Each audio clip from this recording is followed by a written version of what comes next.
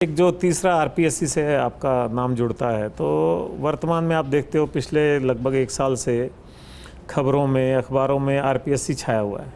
चाहे वो paper leak हो, चाहे वो नकल का मामला हो, चाहे वो इंटरव्यू में पक्षपात की बात हो, ऐसी सारी बातें चल पड़ी हैं।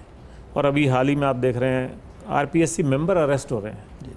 तो एक संवैधानिक संस्था, इतनी बड़ी संस्था जिसमें सारे युवाओं का भविष्य उस पर निर्भर करता है और लोगों का इतना भरोसा रहता है, तो उसका भरोसा लोगों के मन से टूट गया है।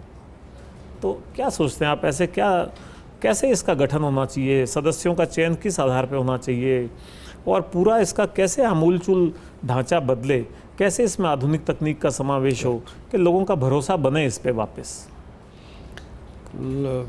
आपने बहुत महत्वपूर्ण और एक संवेदनशील प्रश्न किया और उसके लिए मैं आपका आभार प्रकट करता हूं पवन जी।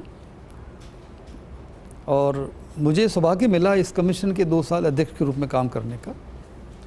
तो चूँकि मेरा साइंटिफिक बैकग्राउंड है, तो मैंने खुद जाके पहले जो टॉप एग्जामिनेशन सिस्टम हमारी कंट्री के हैं, जैसे बिट्स पिलानी, आईआईटी दिल्ली, तो उनका जाके पहले अध्ययन किया। और अध्ययन करने के बाद यूपीएससी गया और फिर मैंने कुछ ऐसे रिफॉर्म्स किए, जैसे कि अभी जो मेजर प्रॉब्लम आ रही पेपर लीक की, तो हमने कहा भी जब पेपर छापो ही मत तो लीक कैसे होगा।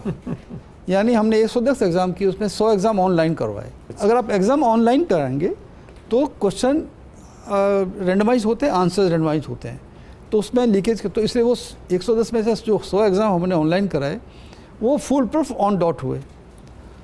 दूसरा, इवन कॉपियाँ जचवाने का काम हमने ऑन स्क्रीन करवाया। तो मेरा ये मानना है कि ह्यूमन इंटरेक्शन को अपन मिनिमाइज कर दें, तो ये जो फिज़िकल प्रॉब्लम्स हैं, पेपर लीक की या नकल की, इस तरह की, उनका डिजिटल सोल्यूशन हम कर सकते हैं, और हमने किया। और 11 दिन में हमने आरएस का प्रीलिम का रिजल्ट निकाला था और 45,000 यूथ सेलेक्ट हुए थे। टोटल 29 एग्ज़ाम करवाए और सबने ज्वाइन किया और एक भी पेपर लीक नहीं हुआ। तो मेन कारण था डिजिटल नंबर 1, सिस्टमेटिक नंबर 3, और नकल का लिए हमने जैमर्स लगा दिए कि जो सेंटर्स पे जैमर लगाने से आपका ब्लूटूथ से लेके और ये सारी टेक्नोलॉजी उसको जैम कर देता है। तो प्लस फील्ड विजिट्स, मैं खुद हर ज़िले में गया था और पुलिस का और प्रशासन का और सबका बहुत ज़बरदस्त कोऑपरेशन रहा। एंड अगेन ओपन हाउस जैसे मेरा रहता है, जो भी कोई मिलने आता था आरपीएससी में, कभी भी आके मुझसे मिल सकता था। तो वो अगर आपका ओपन हाउस है तो आपको पूरी स्ट्रेटम से आपको फीडबैक आती रहती है, तो आप अपना कोर्स करेक्शंस कर सकते हैं।